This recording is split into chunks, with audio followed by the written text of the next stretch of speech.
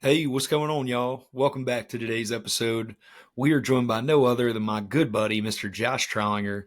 We're going to do a deep dive into Kansas and everything involved as far as what part of Kansas is better or worse, what you can expect, how you should be hunting it, and everything in between. This one is a really knowledgeable episode, strictly tailored to Kansas.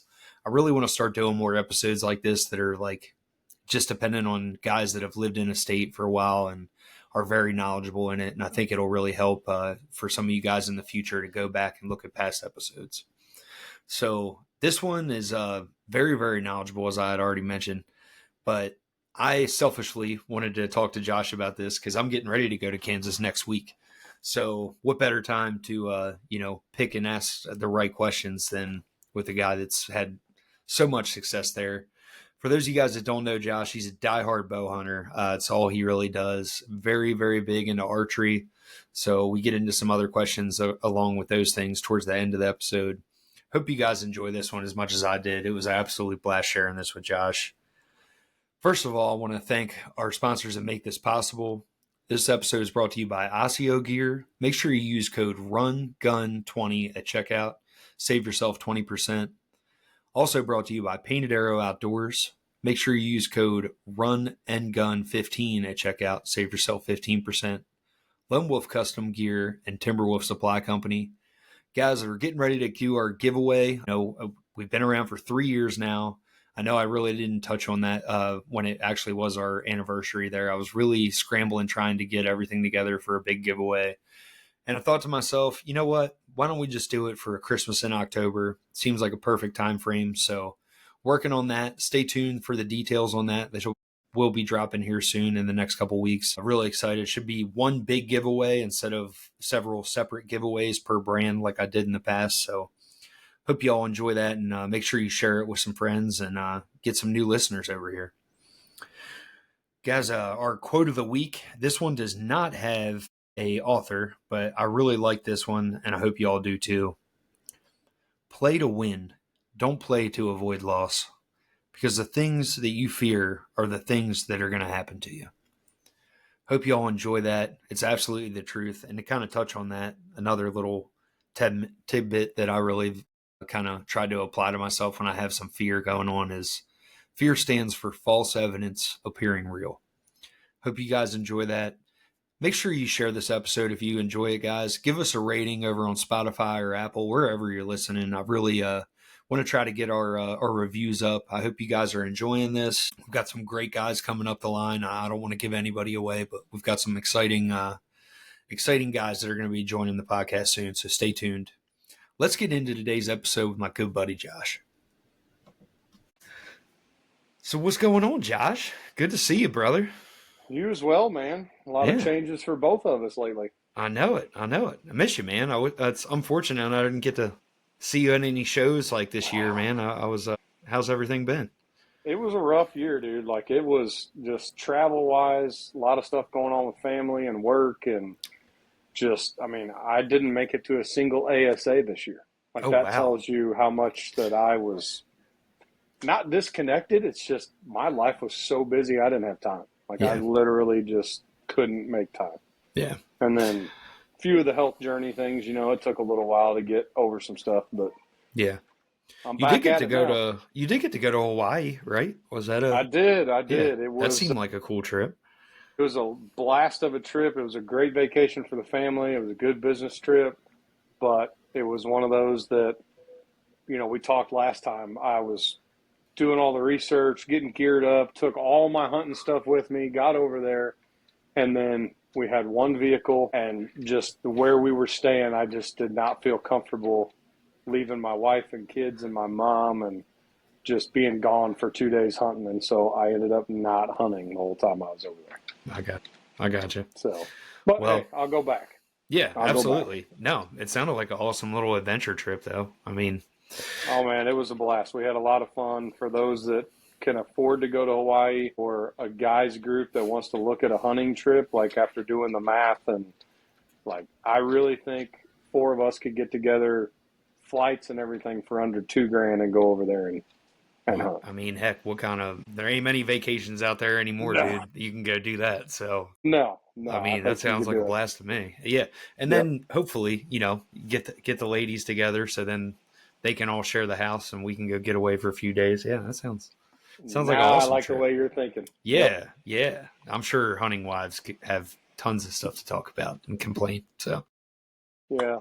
Drag them halfway across the country and then leave them with the kids at the beach and see you guys. We'll be back yeah, later. yeah. Meanwhile, it's summertime and they can complain about us. We're going to be That's right. gone doing the same thing in a couple months. That's right. That's right. But man, I was super stoked to have you on today, Josh. I know we've been talking about this probably for a couple months where I kind of struck up the idea like I really wanted somebody that knows a lot about Kansas. I feel like I know their season just started. Yep. This isn't really relevant to that. It's more or less like, for guys that are traveling out there during like the rut time frame. And I just really wanted to like pick your brain on Kansas, selfishly, and for some of our guests, because I feel like a ton of people that I know are going to Kansas this year for some reasons. It's incredible the amount of people that I have seen make posts or people in the league that I know or you and a bunch of other guys. It's like, oh, we all drew Kansas tags. And I'm like, did we just lose Iowa? Like now Yeah, everybody's going to Kansas. that's fine. So Nobody needs to come to Iowa. We all that's just right. go to Kansas. That's Yeah. right. But yeah, man. I mean, so give us a little background. I mean, you did live in Kansas, right? Yeah, so 2011, I took a job transfer and I moved to Central Kansas, spent right at 7 years there and did a lot. Actually, when I moved out there, the thing that I was the most excited about was I started pheasant hunting Okay. because pheasant hunting at that time was still, it wasn't South Dakota pheasant hunting, but there was still a lot of birds. And so I spent a lot of time doing that, which for people that cover a lot of ground with dogs and everything else, like it's a lot of really good deer scouting. You get to see a lot of good country and understand how the deer interact in that plains country different than the big timber country that most Easterners are used to. And then I finally found a few places public wise and then lucked into a couple good private spots and I started hunting out there and it's a second home now. I mean, I've moved back to Missouri in 2017 and I just at this point like I can't imagine not going to Kansas. Yeah. How often? I mean, now like how much have things changed for you now with like since they have the point system? Can you still? I mean, I know several people that have drawn without having a point. I kind of wanted to start there. I mean, obviously, like what's changed since you've hunted it back when you first, when you Well, lived there to now? I'm the worst guy to ask that question to because I was the smart guy that said, "Hey, they have lifetime hunting licenses when I lived out there, and I bought one." And Yeah. so I get to go back as a resident every year, and I don't have to draw. I just get to buy over the counter. But I've seen it change tremendously because the first few years when I was home until roughly 2020, I guess, right around COVID, when everything kind of changed. One, two, somewhere in that range. Just to your comment earlier about a lot of people going out there, I can remember certain walk-in pieces of ground, certain state pieces of ground that I spent a lot of time on. Turkey season, deer season, predators. I never saw anybody. Right. Now there's a lot more foot traffic. There's a lot more people out there. I've got buddies that go out there with me every year, and one of my best friends has drawn every year with no points for 3 years in a row. And everybody else I know is like they get to go 1 year, miss the next year, go 1 year, miss the next year. So it's definitely changing. I think that it's probably going to progress a lot like the Western states, where you're going to see a lot of every other year, every 2 years, maybe. Yeah. It just depends on, I guess, how the population sustains the pressure difference now. Right. What would you say like, the deer density is like out there? Would you say like compare it to like another state maybe that you're familiar with? It's hard because when I think of deer density, I think of huntable property, right? Hmm. So a DNR, a conservation group, whatever you want to call them, they look at how many deer are there per square mile. And when I look at Kansas, it's nothing like a Missouri, it's nothing like an Arkansas or even an Iowa or an Illinois, where they've got extreme densities per square mile, and you see, you know, you can pull up to an alfalfa field in July and August at the peak of velvet growth and see 40, 50, depending on where you are, maybe 100 deer in an expansive field. You don't see that in Kansas, but what you do see, or what I see, depending on if we're talking the eastern half of the state versus the western half of the state, and it's a big divide. Like I talk about it based on turkeys, right? Like the eastern side of the state has easterns and an eastern Rio hybrid, and when you look at the western side of the state, it's all Rio.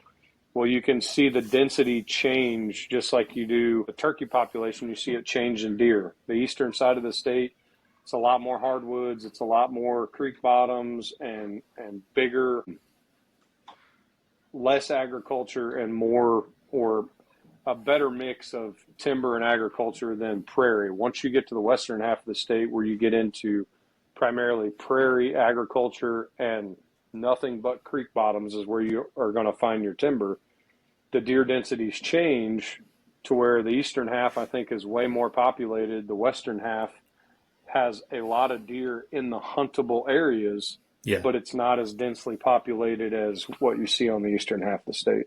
Okay. So So hopefully that makes sense. no, But no, absolutely. So, we've got more ag on the East Coast side of things, you would say, and then more prairie on the West.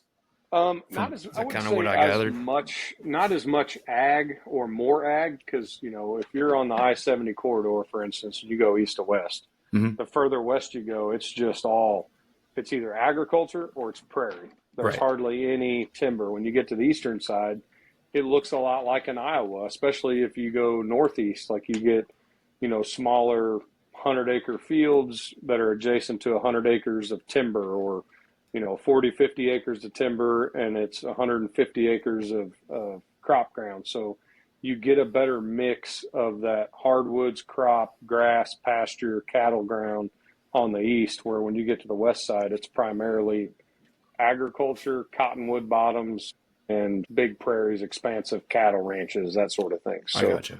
I got you. it just funnels the deer a lot more tighter to the creek bottoms during that, transitional movement phase, or at least in my experience, that's how I found them.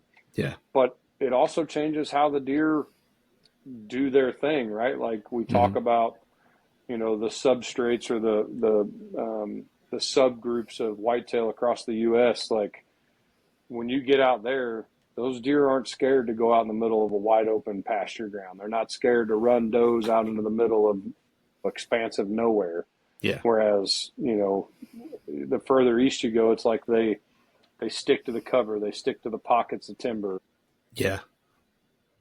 So rut's a little bit crazier than out in Kansas as far as like deer Oh hell traveling no. miles. Like you just and that's one of the things that I've heard consistently from guys that have hunted Kansas several years in a row. They're like, man, like get a good drainage, find, where you've got a lot of open ground that goes into some Yeah. timber if there's a drainage, and just hang out there. And I mean, that's like kind of a stereotypical answer you'd hear for rut hunting, but like, is it Yeah. really that way? I think I don't want to say it's an easy state to hunt, because it's not easy, Right. but from somebody that's used to the big hardwoods timber of Missouri and Kentucky and Illinois and southern Illinois, and places where where I grew up in Missouri, like a deer can go 20 miles and never get out of timber. They're Right. just in solid forest, Yeah. and I don't feel like those deer travel as far as the deer in Kansas. When you get out in Kansas, like unless you're going to spot and stalk, you got to hunt them out of a tree, Hmm. and depending on where you are, there's not a lot of trees, so Yeah. it really pigeonholes you to what you can get in. And man, like if you can find a good feed field and or a good crop section that's adjacent to some water and timber, you got a high probability, if you put some time in and figure out. I think the hardest thing to figure out for me was where the deer bed. Right. Like they don't just bed in the timber like they do in the normal mix of crop and timber ground. They'll bed. I mean, I'd send you a picture. We were out there 3 weeks ago. I have a buck laying on top of a hay bale Really? watching the expansive field around it. And I drove right up next to him, and he just turns and looks at me like, Yep, I'm up here where I can see you guys because the crop fields around me, I can't see you. No And kidding. he's laying on top of the frickin' hay bale. That's wild, man. I Yeah, never heard of that. That makes a lot of sense, though. yeah. I'll send So, you a picture when we're done. It'll blow your okay, mind. that's crazy, man. So, I mean, I think the one thing that I really wanted to kind of like get into with you and dive into is just CRP style hunting. I went to Missouri last year and I really wanted to like challenge myself and give myself a scenario to hunt something that I've never hunted before, right? Yep. So we've got this expansive giant field in Missouri, in northern Missouri, and it's mostly CRP. You've got your hardwood lots and you got, your bean fields and stuff like that. There's ag around. I had such a hard time picking and it's obvious like the trail systems that are going in and out of these CRP fields, but like can you maybe touch on like some hints or some good tips that you've picked up on like how do you pick the right spot when you're hunting, these kind of locations, especially when it's hard to find a tree to get into, you know? So a buddy of mine calls them hammer trails. Okay. Um, and that's his nickname for them, right? And that's if we're talking rut hunting, trying to find that heavy access trail, something that's got a lot of movement on it and is adjacent to some type of water feature. Like that's, I think, water in Kansas and water in those big prairie grounds are so overlooked Yeah. because it's not everywhere and it's very hard to find sometimes. And the deer got to drink. And unless it's, unless the crop ground is growing where it's getting lots of heavy dew moisture in the morning and they can get some form of liquid from the vegetation they eat, then they've got to go to water. And I've noticed on a few of the farms that I hunt, like, man, the years that we don't have good water, I don't have good buck pictures. I don't have good buck movement. It's like they vacate that area when there's not water. So I would say, first and foremost, try to find a crazy access area that has a really good water feature. Mm-hmm. And then, secondly,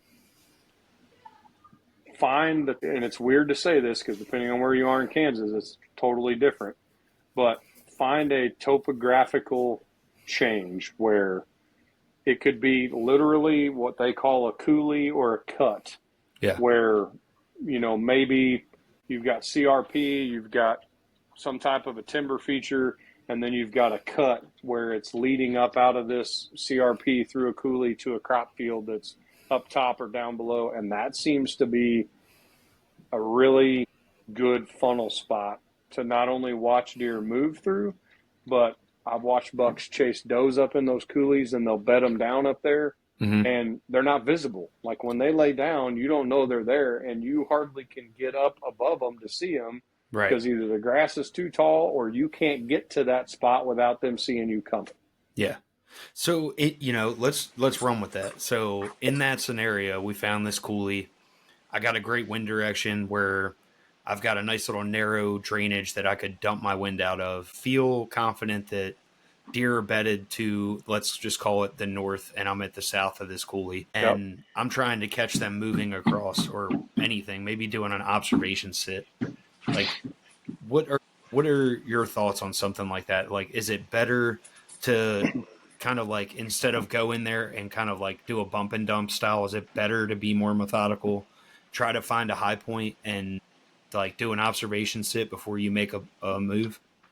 100%. I don't feel like these prairie animals are as bump and dumpable as Yeah. deer in a timber or deer are that are in a river system where 9 chances out of 10 they're going to circle back and try to come in downwind and figure out what that was and possibly come back into that bedding area. These prairie deer, I've seen them, you bump them and you They're watch gone. them run a mile and a half before they stop. Yeah. And they may stop periodically and look back and keep going, but like they can just go to the next one and it may be a 3/4 of a mile over there, maybe further, and they just will go over there. Now they're going to come back in a couple days unless they are just ridiculously pressured.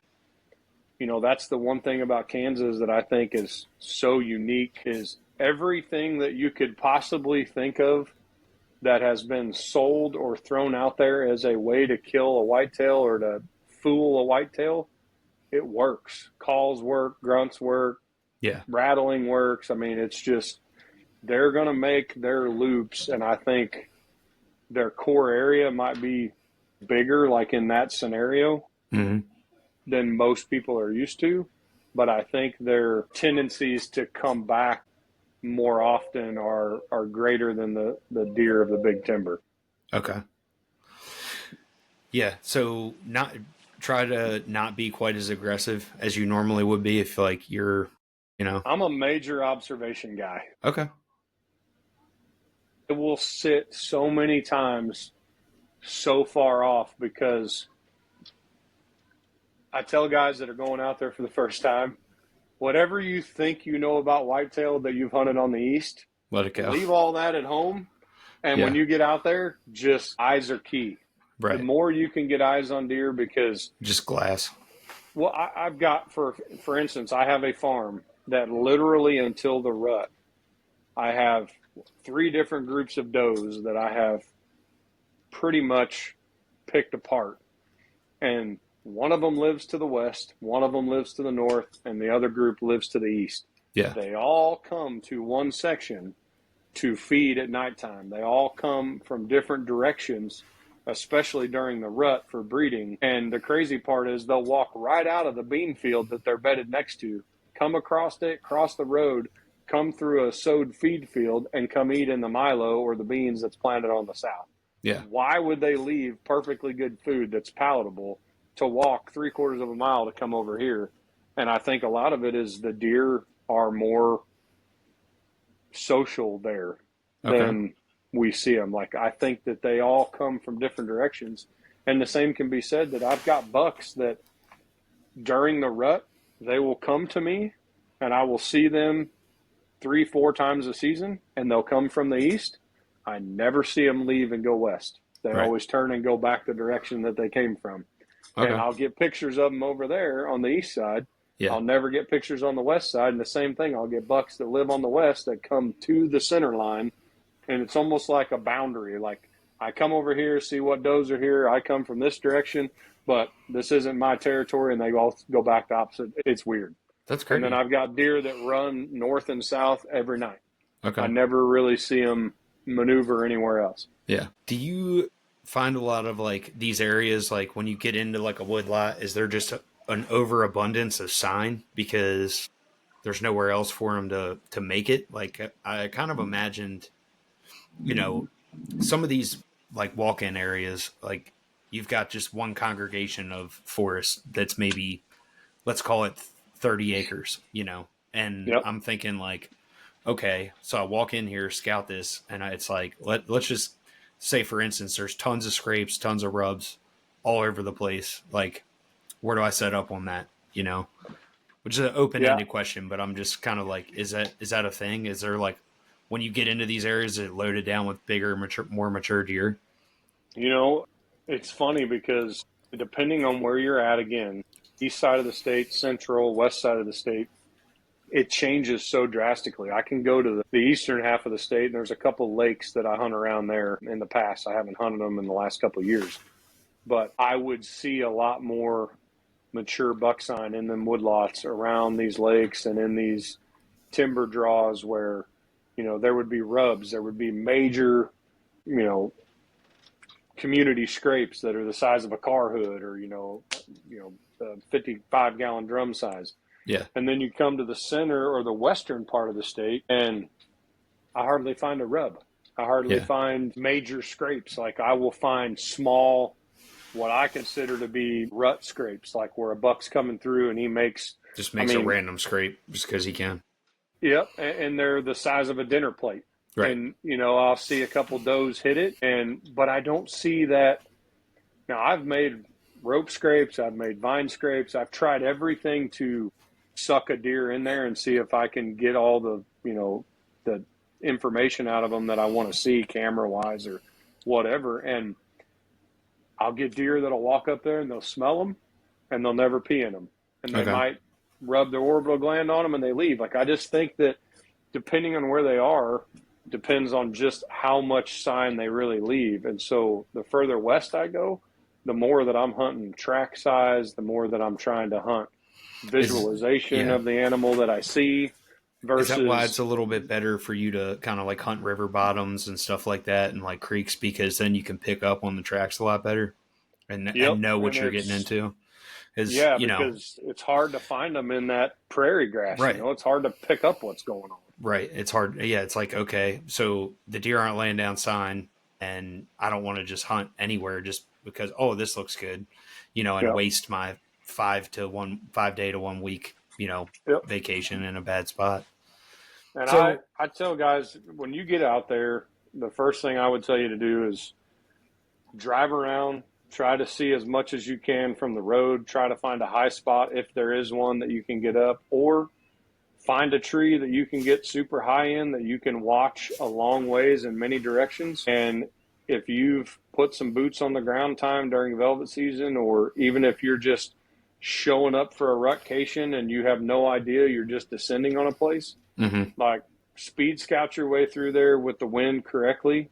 Go as slow as you can, but do it as fast as you can, and try to dissect areas based on, like the big deer I killed in 22. I literally looked at, it's a 160 to 250 acre piece, depending on how you slice it. And I looked at two spots and said, I'm either going to find the information that I want out of this location, or I'm going to find it out of that location. And I just picked the right one the first time and walked right in there on, a 200-inch deer, and was able to, make it happen. And I've done that in other places. And I would tell you, don't go into a place and think, let's just go through the whole place and try to find it. Like, pick two or three little features that deer like, and you can access Mm-hmm. without screwing up the whole hunt, and go in there. And if you find what you see, either get out and get up, or get out and get around it so that you can figure it out, because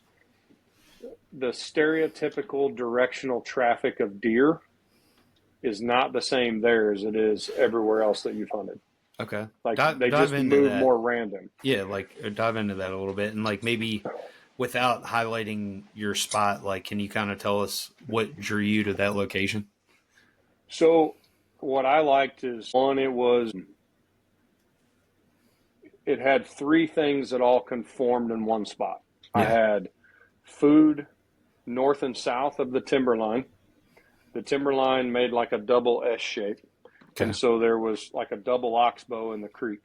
Yeah. And I thought, okay, well, there's food on each side. It's a narrow pinch point. There's 100 yards wide of timber at most there. And then as you go east from that direction, it climbs a rise into a massive cedar thicket.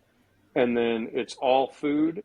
And then 100, or I guess it's probably about 300 yards across that food, is a giant drainage of pasture. And there's two hills with a big V of a few trees, but it's just a major pinch point. And when you look at it from a north, south, east, west perspective, it's like, okay, these deer could travel north and south on either side of this timberline, have food, have everything, but right here where all these features converge into one, there's either going to be sign there that shows it's a mature buck, there's going to be good tracks, and now I've got a spot where if it's a south wind or a north wind, I can park east or west and access it. Mm-hmm. And if it's a south wind, I can hunt the north edge. If it's a north wind, I can hunt the south edge.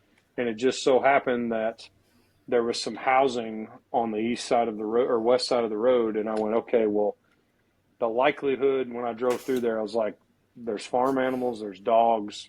There was a lot of traffic coming in and out of the house. I'm like, the deer aren't coming from that western side. Like, they're going to stay east and north and south. So it just happened that I had an east wind, so I picked that side of the road to move in from, and he was doing exactly what I anticipated him doing. To the north was a major cedar thicket across the road that was on private, and a lot of creek bottom drainage, a lot of cattle country. And, most people think cows are a detriment, that they run the deer off, that it's a problem.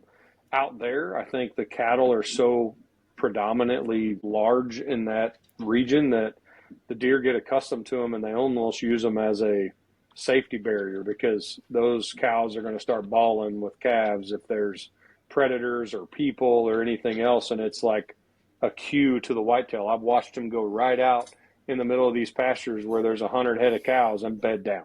Right. And so I just looked at it and said, the features come together, everything works out. The east wind allows me to access this with a very short walk. I mean, I was 300 yards from the truck, Yeah. 250 yards from the truck. I mean, Especially big deer. I just don't feel like I've seen it several times where you've got like a really big mature deer that isn't phased at all by a cow, you know. mm-mm. It might spook off like does and smaller deer, but I don't know. I've seen it a couple times, especially during the rut, where they just maybe it was just because they were love drunk, but I mean, Yeah. it's definitely a possibility. But it was during the rut both times, so I've got a farm that I hunt that's private out there, and it's a full section of ground, and they run about 220 of the cows on there. I mean, mm-hmm. cow calf. So Yeah, there's 110 pair on that farm. Um, and I've watched deer literally to be cows spread out, and there's a couple pinch point areas in this creek drainage, and there will be cows walking through there, and I watch mature bucks go lay down and cows walk 20 yards from them, and they'll lift their head up and look at them, but they never get up, they never run. But that cow goes over with a calf, and a farmer pulls in to go feed, and it starts bawling, and that deer immediately stands up and yeah, starts looking and watching, and then he gets out of there before anything gets down there. But he doesn't blow out of there like you would expect him to. He just, okay, yeah. somebody's Shuts off. coming. And, Yeah, yeah. I'm gonna ease out of here you before know, somebody sees me. yep, Yeah. yep. So So getting into that. All right. So like, I'm trying to like ask this question without being too like nosy about it. just ask it. No, it's really like what side do you think is better? What do you from hunting the state on both ends? What is your suggestion for somebody looking to go to Kansas for the first time? Like, let's say somebody from like the Midwest that's used to hunting like Midwest style. I guess it depends on what you want. If you want to challenge yourself, like you talked about, um, I got a good buddy that came out with me 2 years ago, and I put him in one of my prime spots that I let him hunt for like 2 days. And it's a CRP edge that butts up to a creek drainage and then has a really nice ag field adjacent to it. Mm-hmm. But it's very tight. You can't see very far at all. I mean, it's so thick. And if you've been in Kansas at all outside of the big eastern timber country, you're not getting 25 or 30 feet in the air. If you can get 12, 15 foot in the air with the type of trees that are there, you've gotten about as high as you can get and stay in the canopy or under the canopy and have any visibility at all. Yeah. And I just had one tree that was a bare bones tree. You could get 18 to 20 foot in it. You could see into the CRP. You could see into the feed field that made a point and come up and bottleneck down. But he sat in it 2 days and was just absolutely miserable. He's like, I can't see. I mean, I hate that spot. I'm not comfortable there. Like, I want to go back over to where I was hunting. And I was like, okay, I guess you didn't see any deer. He's like, no, I saw 25 deer a night. And I'm like, Okay. what are you waiting on? And he's like, well, I didn't see any really good bucks. And man, like, if they come through there, it's going to be like a 10-yard shot. And I went, is that too far? Like, Yeah. Yeah. Sounds great. like, come on, dude. Like, Yeah. every Like, deer that I've killed in Kansas, 12 yards is the farthest I've shot a deer yet. And there's a reason for it. right. Like, I'm getting right there where they're coming through. And he's like, yeah, but I just want to be able to see them. And I could see them, but I couldn't see them. And I'm like, okay. So, he goes and hunts a different place where he can see 200 yards Uh-huh. and can watch everything move. And so, like, I say that to say this: if you want to challenge yourself and you want to hunt something where it's going to be tight quartered, you're going to have to do a lot of pre-scouting and or observation sits to figure out where that spot is to get in. Then hunt the western half of the state. Okay. If you want to set in something where you can run and gun and do your normal play the wind right, hunt field edges, and try to find some deer in the big timber, then you hunt the east half of the state. Okay. But I like the prairie. I think that the deer they're not any easier to kill. They're Right. not any easier to find, Yeah. but I just think that it fits my style of mobile hunting, and it fits if I see a deer in the western half of the state and I can't get on him in a tree, I can get on him on the ground. Okay. I'm not doing that in the eastern half of the state. The Right. chances of stalking a deer or watching a deer feed out into a pasture and lay down somewhere, you're not going to have that because Right. everything is so segregated in the eastern part with crop, pasture, trees, ditches, creeks, lakes, whatever. I think the eastern is definitely a tougher hunt. It's going to be like hunting Missouri or Iowa or Southern Illinois, Kentucky. Hmm. Like it shapes up to be like that. But if you want to challenge yourself and you want a different style of hunting where you can see a lot, you can watch from a ways off, and you can really take your time before you try to sneak in on a deer and get right in his wheelhouse, then the western half's where that's at. Okay. Looking at Kansas on Onyx, I can't help but be like amazed at all these walk-in hunting areas, right? You got weehaws everywhere. Yep. What's your thoughts on some of these? I feel like there's no way possible that all these little areas get hit. Like, and I've always been a huge advocate for going after smaller parcels because I just believe a strong majority of people don't share any interest in these little parcels. And they're so spread out everywhere. I mean, like, I feel like it's honestly one of the areas you just never know what could be lurking in that 20-acre little patch of woods. But it's also deceiving to me looking at it because a lot of it's just open grassland. So, for somebody that's going out scouting and wants to look at a lot of these little areas, is it almost better to just drive around in glass and then just go from there and bounce around and spend a few days doing that? I mean, I think you just touched on a hidden gem, if you want to call it that. And it's almost one of those secrets that you don't want to talk about. You don't want All to right, never mind. Forget even, this. you don't even I'll want just to edit tell this out. anybody because, no, I think that is the beauty about Kansas. And I think you have to really break down why. Yeah. You can't tell somebody this is the way you should look at it or this is how you can do it without explaining the reasoning. And what I mean by that is I think that the KDWP has done such an excellent job managing their resources from what they do with the WEHA program, and kudos to the farmers because those are all private pieces of ground. I know. It's Those are crazy. not, Yeah. yeah, I mean, that's Yeah. the beauty of this state is because they have opened up so much private ground in this program to hunters, and you're not having to pay $20 and $30 an acre to lease it because Yeah. the government's taking care of it for you. Hmm. But what I also think they've done a good job on is they've really limited the amount of pressure. They've limited the amount of people that are able to come into that state to where when you go there and you hunt and you are lucky enough to draw a tag, or even if you're a resident. I mean, when I was a resident there, I hunted outside of one farmer that let me on his ground. I hunted 100% weehaw ground, and it was awesome because the smaller tracks don't get a lot of pressure. And when I say that they don't get a lot of pressure, it's not that people don't go hunt them. It's not that there isn't deer there to be hunted. You don't get a group of, and this is no offense to anybody that's going to hear me say this, in Missouri, there's a place that I love to hunt that's archery only. Every weekend, there's 20 people from Louisiana, 10 people from Georgia, 20 people from Michigan, 20 people from Mississippi. There's all these massive groups that come up there because they've got a large, expansive area. They've got a place they can come and they can enjoy deer camp together. And Yeah. God love them. I'm happy that they get to do it. But the hunting there is so hard Right. because there's so many people running around.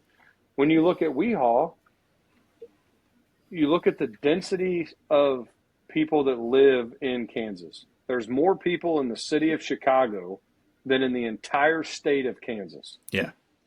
Let that sink in a second. There's nobody that lives out there.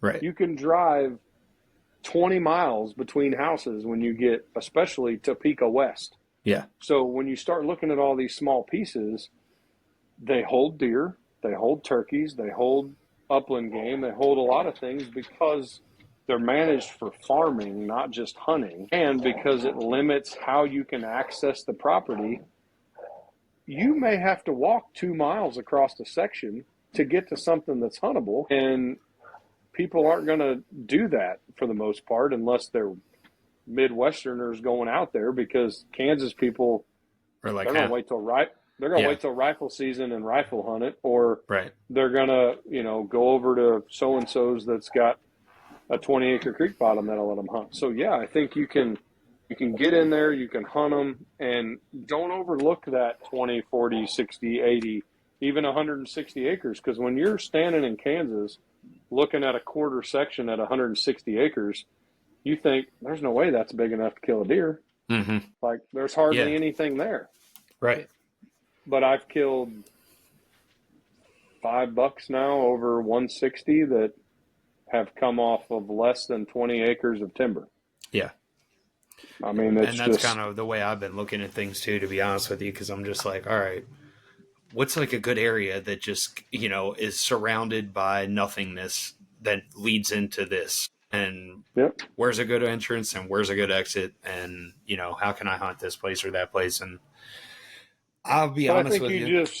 you just touched on something that I think makes the biggest difference of why I say it's not easier. It's actually harder to hunt those smaller pieces Mm-hmm. because there's so much nothingness around it. Right. Getting in and out of that spot without being Yes. detected is extremely hard. It's exactly what I was thinking about looking at it on the 3D map. And I was like, oh, Yep. shit, like that's not going to be Yep. easy.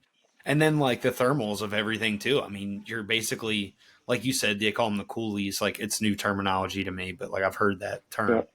But yeah, like, okay. So the way that I've like my brain interpreted thermals, right, was fill up an umbrella, put an umbrella upside down and fill it full of water. And where does it go? It dumps out the sides if we got it full, right? So like you Yep. got these drainages, and I'm like, I primarily love to hunt in the evenings, right? Especially if I'm going to go out of state, like I'm going to spend the morning scouting and hunt in the evening. I'm like, this Yep. is totally not good for evening hunting at all. So I feel like more or less I'm probably going to take 2 sets with me, try to scout, hang a set. If the wind's right, jump back in it in the morning and try to be a little more selective. I think I might try to look for some areas maybe with some creek bottoms or something that I can kind of use the water to dump my scent. That's just my mindset, man. Not to like, you know, give away Yeah. where I'm trying to hunt, but like, I mean, there's the challenges of that with that terrain. It's like, well, where's your scent going to go? Right down into that freaking drainage that you're trying to kill a deer in. So, I think that there's also, I don't know. I have my own theories, and I get scrutinized by a lot of guys when I talk about this, but I'm a scent control freak. really, That does not mean that I do everything perfect all the time. It doesn't mean that I don't wear my stuff in my truck sometimes when I'm bouncing from spot to spot. I mean, I used to be anal to the point that I got dressed at the truck. My stuff stayed in a carbon tote. I ran a scent crusher unit or an ozonics unit. Like, I always went through all of that prep. right, I've gotten to a point now where I'm really still anal about. I still use ozonics from time to time. I still ozone my clothing every night when I get out of the stand, but I'll wear my thermals in my truck, I'll whatever. And I think part of it is these deer, when you are hunting them in specific regions, they're so used to farm traffic and they're so used to the human scent from farmers and ranchers that it's not as frightening to them when you're not hunting them in the big timber as it is when you hunt deer in Missouri or Kentucky or somewhere where they're in expansive parts of timber. There isn't human scent going in that unless they're pressuring. right, When you're hunting deer in these coulees and in these creek drainages and everything else, if there's farm ground adjacent to it, and there's especially cattle ground where ranchers are running in and out of there all the time, checking cows and calves and water, especially in the wintertime, checking to make sure water holes aren't froze, that sort of thing. They just don't seem to blow out of there. Like they're still curious. They still get, you know, turned Yeah. off. But I almost feel like your wind, one thing, it's when the thermals are settling and there's no wind to help the thermal Hmm. that it becomes a problem. Okay. And that was another question that I was waiting for you to finish to ask is like, is there a lot more wind out there than typical? Yes. Than yeah, because I mean it's mostly flat, right? I almost won't go hunt if there's not a 10-mile-an-hour wind. Okay. And a 10-mile-an-hour wind in Kansas, 7 to 10 mile an It's hour wind, nothing. Yeah. that's a good day. Okay. I mean, I've sat in trees before when I literally was like, I'm retarded to be up here. Like, I Yeah. need to get down. Right. And my bow's doing this on the bow hanger Yeah. because it's 30 and 40-mile-an-hour winds, but it doesn't affect them. They're Okay. used to it. They're up walking around. They're up. They're still bumping does around. They're still moving from feed field to bedding to whatever. Like, I mean, the best day of hunting I've ever had in Kansas was, I think it was like 21 or 22 degrees. The wind was blowing 30 mile an hour. It was -5 wind temps, wind chill factor, and it was blowing snow sideways. And I saw 9 bucks in a 4-hour sit that all were shooters and within shootable range, except the one deer I was trying to kill. And I watched him run a circle around me for 100 yards for over 2 hours, running bucks off, bumping does, and nobody was hunting. Yeah. Nobody was out there in that crap. Right. And I watched deer from daylight to noon, and I finally couldn't hold it anymore and had to get down. What time of the And year was that?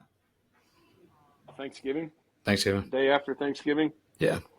yeah, I mean, it was unbelievable. I think we got 4 to 6 inches of snow that day.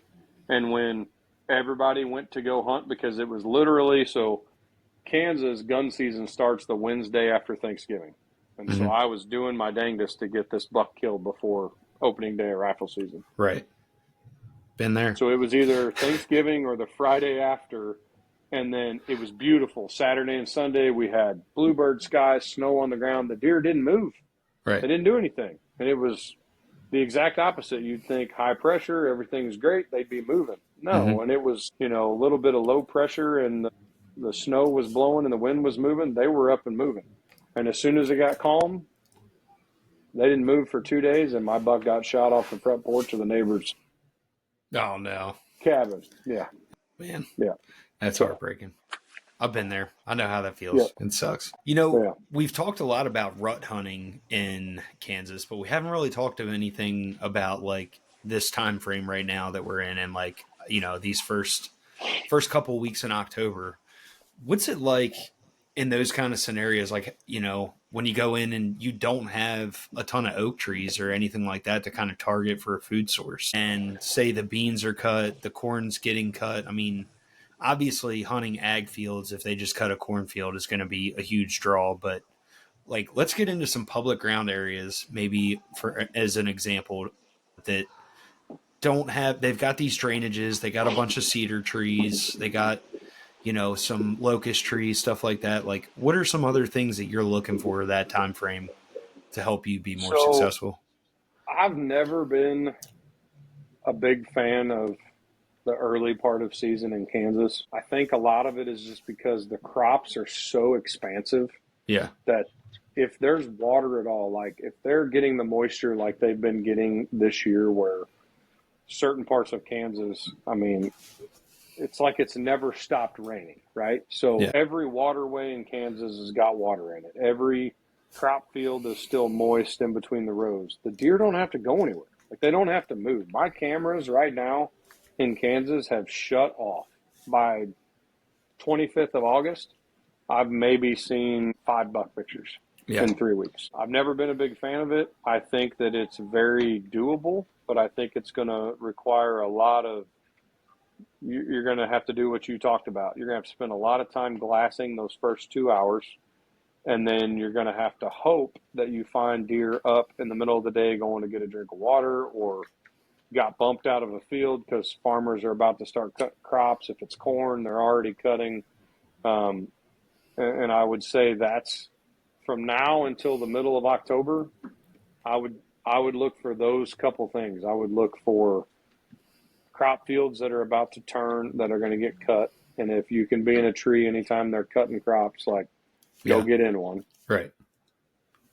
But for me, I'm just not a fan of it because the mosquitoes suck. The timing of the year is just rough because you got long days and the deer don't typically move till the last couple hours and they don't have to go anywhere. If Yeah. they've got water or anything in that crop field, why do they need to leave? They got water, they got bedding, they got food.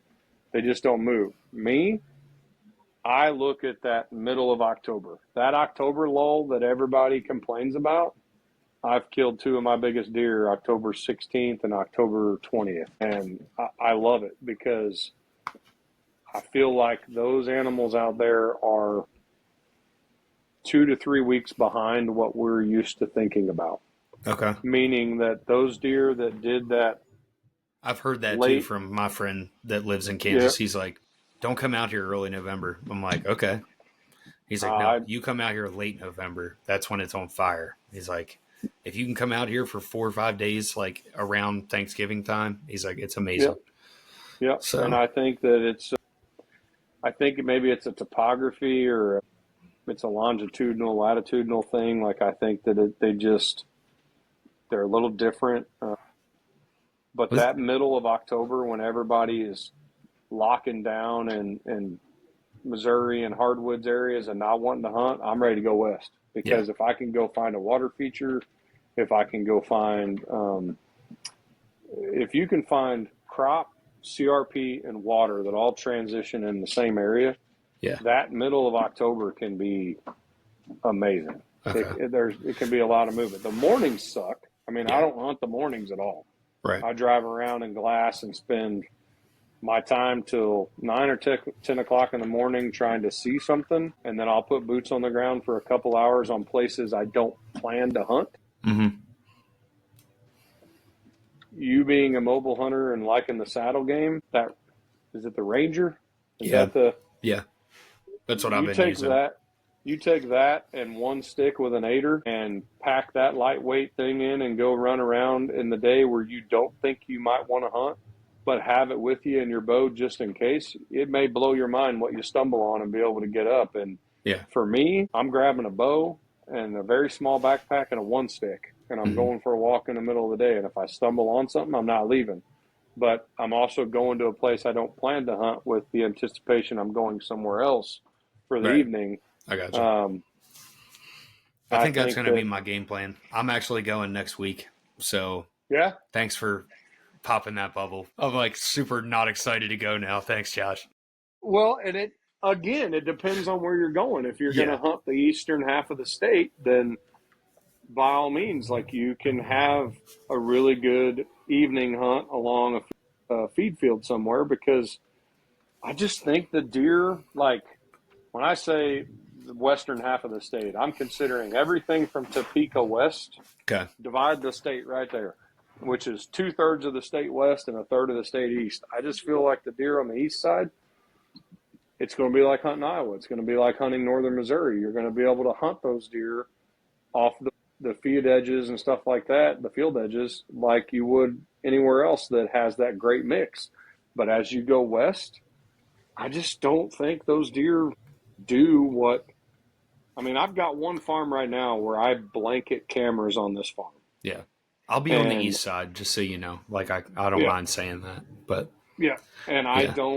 I don't have, like I said, I'm in major corridors that 3 weeks from now, I'll get $5 to $10 a day on camera. Okay. And I haven't had a buck picture in 3 weeks. Awesome. I mean, that's just, It is what it is. I mean, and I know they're there. I mean, yeah, no doubt. the farmer I sees them. mean, I've seen them driving around. They just I'm aren't coming to honestly that just spot. just kind of looking at it as a scouting mission, and I really Yep. just want to go kill a doe. Um, you all can Well, judge me all you want. I don't care. I need to get that done and out of the way. you let the air out of something. I am. I just need to go Well, through the motions, and I need some meat too. I'm hungry. Yeah, that's right. That's We right. uh we got a little freezer now, so I got to fill that thing up. But No, I think that you can definitely, I mean, look at the deer that have been killed oh during god, muzzleloader yeah, season. yeah. No, I And mean, I like, think for me that might be something that's always pushed me away is, dude, I haven't picked up a gun since 2012. yeah. Why does Um, that? I, Why does that push you away? What do you mean? Like you just don't like early season because they're hunting because muzzleloader? Or they start their muzzleloader, and I yeah, feel like there's a lot of pressure put on the deer, and maybe that's why it's not as good maybe that earlier. maybe that's partially where I hunt. It's not as good, and I don't have anybody that really hunts around me that muzzleloader hunts. But on the public ground, I mean, yeah, people are everywhere because you can't even access most of the public ground until September 1st. Right, I So saw that. Yeah, you know, and you can't they run took the cameras. cameras away. Yeah, for Yep, they all of you took that guys away. that didn't know that, you can't run cameras in Kansas. So I Yep. was actually excited for that. If I'm going to be dead honest with you, Mm-hmm. I think it's awesome to not use cameras and just for like literally for this podcast for just being a mobile hunter. Like, what better way to go put your skills to the test and see what you got? You know, Yep. like go Yep. read the sign, go pick a spot on a map, and go in there and see what happens. It's pretty crazy because I run. I mean, I'm not shy about it. I'll be running 30 cameras before long. Okay, I've how not killed many a cell single cams? deer all All 30 or cells. so cameras. Okay, I've not killed a single deer on camera. okay. Does that I upset mean, you? it's just nope, No. So what are you no. doing with your cameras? Uh, the places in Kansas that I do hunt, I've got everything I can. I do two different things with it. One, I try to use it for inventory, and I have learned that a lot of the areas that I hunt are not. I've got core bucks that stay there, Yeah. and I've tried to let them grow to a respectable age before I killed them. And most of them have gotten shot by a neighbor, or they've left and went somewhere else, or they've died of EHD, or who knows. Almost every deer that I've killed that was a satellite deer, or it was a buck roaming looking for a doe or coming into that area. And so I use them for inventory, and I use them for movement. I use to learn when the deer are moving and why they're moving and how they're moving, so that I can target when the mature deer should be in the area. I've yet to find a deer, watch the deer grow, and harvest the deer. And I've been on that specific farm. This will be my 14th season, Wow. and I've yet to do that. But I've killed a handful of bucks over Well, 160. I don't mean this in a bad way at all, but I really enjoy hearing that. As Yep. far as like for that aspect, let me explain. Because, so many people would probably look at, hey, Josh runs 30 cell cameras. Oh, look at all the big deer he's killed. It goes to show it's like just because you're running cell cameras does that mean you're just going to go and kill that giant deer that shows up on camera. It is what it is. It's hunting is Yep. still hunting, but like, do you believe that it's because you're putting these cameras in such a location that maybe you're not hunting, or are you putting them in your hunting spots too? I probably, and I've only got 12 cameras deployed right now. Yeah. And I only have, of the 12, I might have two in an area that I actually hunt. Okay. Most of them, so you can feed in Kansas. You can, right, on I private. Yeah. I have I have two 1,200-pound feeders, one on each farm, and I put them in areas that I don't hunt. I Right. don't allow anyone that goes with me to hunt there. Right. I use it as nothing more than an inventory spot. Mm-hmm. And my closest tree stand to any of them is over 150 yards away. Yeah. And most of the deer that I get on there, it's a doe thing. Like I keep them there Yeah. because the I think does and I've the always young said ones that in stay. Kentucky. Yeah. I've had a lot of my friends who are like, I hate to like say it this way, but they were like, how are you killing some of these bigger deer? And I'm like, because I'm not baiting. And they're like, Yep. well, you put corn out. And I'm like, yeah, but I put corn out for like inventory. Like, and I'm Yep. basically, I understand that a lot of these bigger deer are not going to come to that corn, or they're going to let the does come to it. they're still going to skirt the outside edge. I don't know. Yep. I mean, obviously we both know how many deer have been smoked over, giant deer too have been Yeah. smoked over corn, but I don't know, man. It's just not what I wanted to do. It's more or less like, all right, let me see what's in the area. All right, we're at the end of rifle season. Let's see who made it. You know what I mean? I just picked up this farm. Let me just see what's around in here real quick. And But I'm the first one that come December, like if I've killed in November or October and I don't go back at all in December, I immediately start putting protein pellets in my feeders. okay, And then I supplement the deer all the way through yeah, almost the end of velvet stage. And then I switch back to corn or okay. Milo or whatever is available at the Have you time that I seen can get. good positive effects from you doing protein feed? Like as far as antler Again, growth? I haven't had a deer that has stayed on that area for more than 3 years. Okay, And when I say 3 years, I've not had a buck that I've watched as a 2 year old get past 5 years old and they've either moved okay. or, I mean, I've had They're some more deer that, roamers around Kansas, aren't they?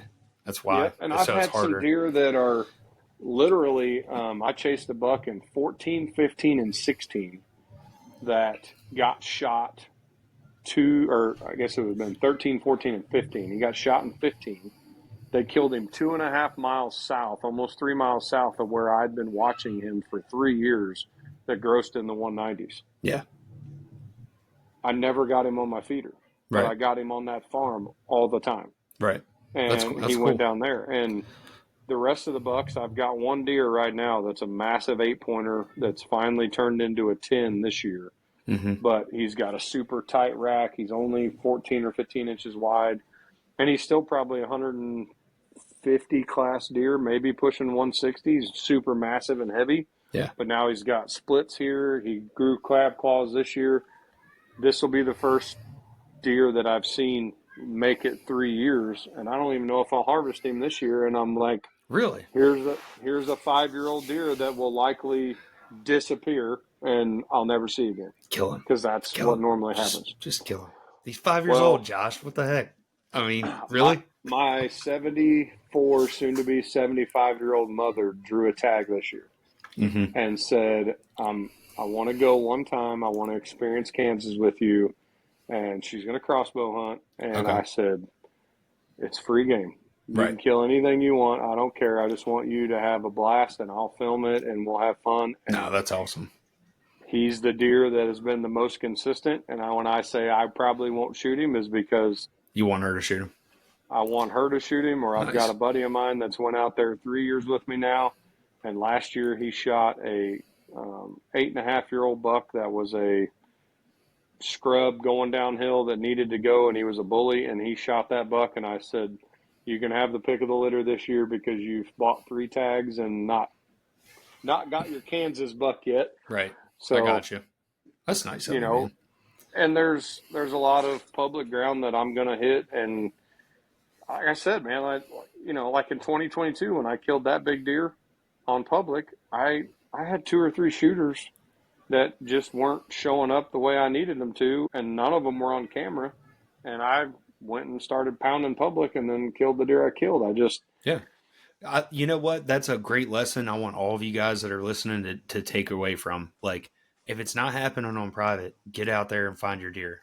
I love Yeah, I always tell all my buddies, I'm like, the Billy Madison effect of get out there and yeah, find that dog.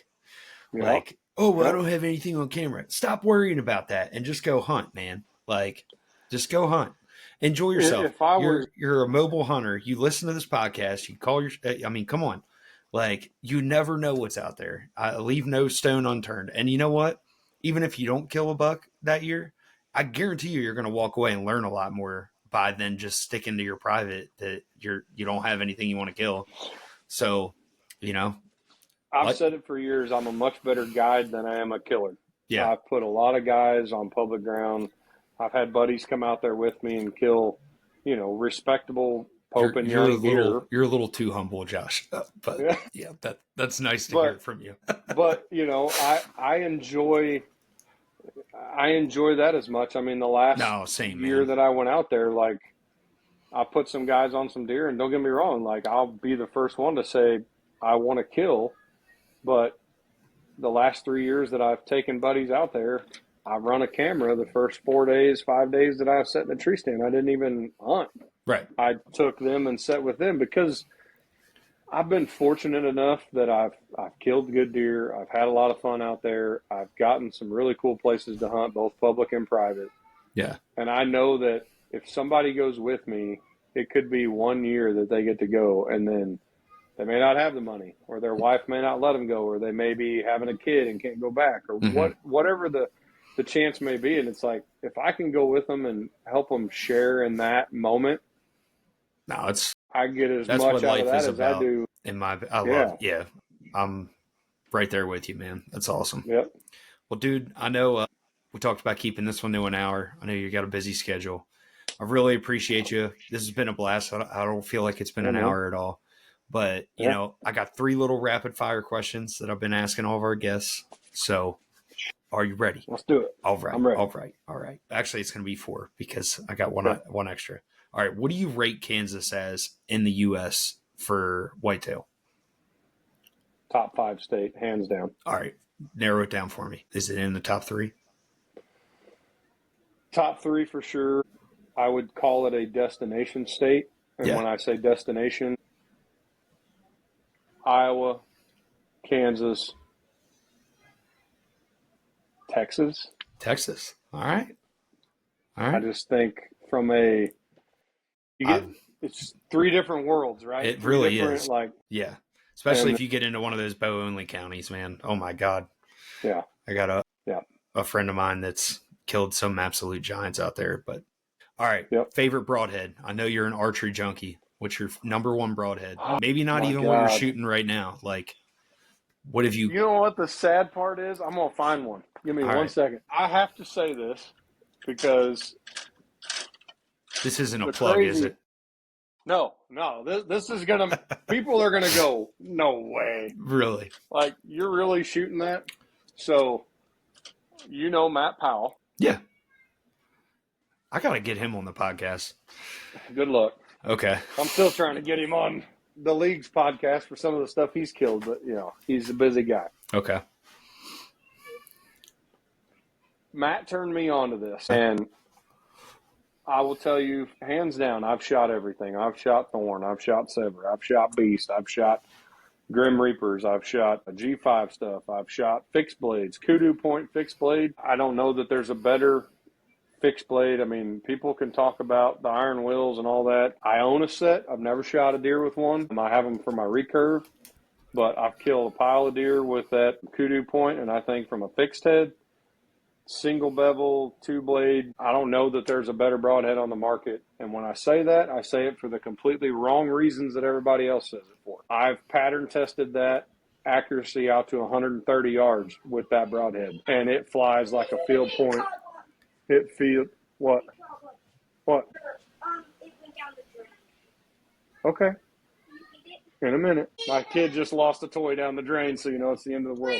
I'll be up there in just a minute and we'll get it. Hey, Bubby, I'll be up there in a minute and I'll get it. So I've tested those well out past 100 yards, and when they say field point accuracy, all that kind of stuff, if your bow is tuned correctly, anything is field point accurate. That broadhead is devastating. It shoots extremely well. Blood trails it's a 2 blade. Yeah. I mean, you're going to get the blood trail you get. However, what I'm the most excited about is mechanicals, and I've tried them all, and I went to a Nap Spitfire Max, cheap 3 blade, $27 for a 4-pack off Amazon, because I kept losing deer to a point of not lost, but making 10 ring shots on deer with a 2 blade mechanical and no blood, or not being able to get a pass through or whatever. And Matt Powell has killed 30 plus Pope and Young deer, and he's killed them all with this broadhead. And I hate this design because everybody says, oh, you lose so much penetration with a fold over. It looks You just do. like the Grim Reaper. It But looks when that goes through the cavity of an animal, yeah, the hemorrhaging that occurs right. is ridiculous. Okay. And that 175 that I killed last year, I shot him in the liver. I'm not going to lie. He was at 8 yards Yeah. walking. I was scared to stop him, and I followed him through there. And when I broke my shot, I hit one lung liver. That deer literally run out 52 yards away and hunched up and stopped, and I shot him again. Yeah. Any other broadhead that I would have shot, he'd have blowed out of there because I did it the year before, and I tracked that deer over 1,200 yards, and he's still alive today. Yeah. Crazy. And I've got pictures of him. And so, yeah, I think whatever you choose, I think it needs to be a 3-blade Okay. if it's a mechanical. Gotcha. I'm shooting G5 Mega Meats, and I've seen the whole there. Love it. Yeah. Love it. So cool. Thank you, Dad, for your Yep. approval. I appreciate it. No, I honestly, I was really excited to ask you that, dude, because I know how much of an archery guru you are. So final question, I'll cut it down. We'll keep it at 3. No, let's do 4. All right. Favorite song when you're heading to the woods? Oh, man. You know, a lot of people aren't going to know this, but Josh Turner wrote a song a long time ago called Backwoods Boy. Oh, yeah. I know it well. Yeah. And All right. That for me was an anthem forever. But I got to say, I'm turned on right now to, if you're not a hunter that's in love with Bottomland by Hardy, Oh, yeah. you are, I don't know, man. No, I'm stoked to be listening to that one this year for sure. So Yeah. love it. All right. Yeah. Last one. Any animal in the world, what's your bucket list hunt? Funds are not the issue here. Bighorn sheep. Bighorn sheep. Where? Montana, Wyoming, somewhere rigid mountains that you can't hardly think about doing. Okay. It's a toss-up, man. Like, that's been my bucket list forever. And the reason I say that is because I saw one in Nebraska, which was one of the original reintroduction sheep when I killed my first mule deer. And I got to watch that animal for 2 days. And just did something to you. It's majestic. Just the thought of, they're majestic, they're beautiful, they're hard to kill. And I want to do it with a bow, not a rifle. Right. But I don't know, man. Then, like, it just seems like that would be such a huge accomplishment. Like, I mean, just from hunting Idaho, I can only imagine what the actual, like, Rocky Mountains are like. So that would be pretty sweet.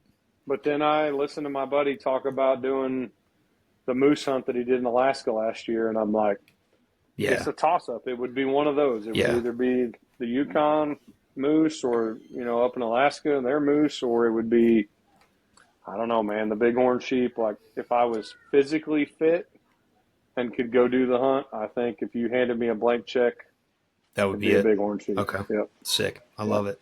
Well, guys, please make sure you're following and listening on Josh's podcast, the Bow Hunting League podcast. Is that correct? Yep. And you're up next, so get ready. All right. Hopefully we'll have something cool to talk about here soon. We will. Little drop. I've got a giant to chase this year.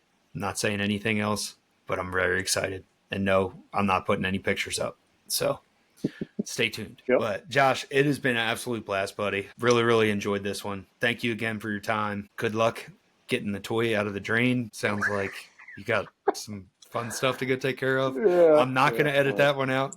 So that's right. Guys, I hope you guys enjoyed that. Josh, thanks again, brother. Hey, man, good luck this season.